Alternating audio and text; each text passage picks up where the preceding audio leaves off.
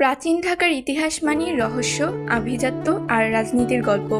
কিন্তু এসবের মাঝেই আছে এমন কিছু স্থাপনা যেগুলো একসময় ছিল এলিট সমাজের বিনোদনের জায়গা, আবার কোনো না কোনোভাবে হয়ে উঠেছে ইতিহাসের সাক্ষী।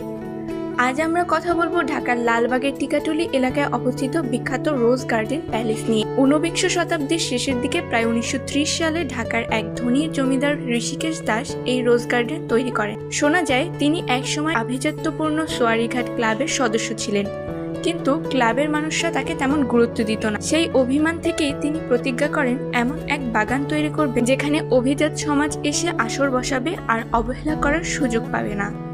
এই ভাবনা থেকেই শুরু হয় রোজ গার্ডেনের যাত্রা। তিনি বিপুল টাকা খরচ করে টিকাটুলিতে একটা দোতলা রাজপ্রাসাদ আর বিশাল গোলাপ বাগান তৈরি করেন। নাম দেন রোজ গার্ডেন। সন্ধ্যায় এখানে গানের আসর বসত, নাচ গান চলত জমকালো আয়োজনে।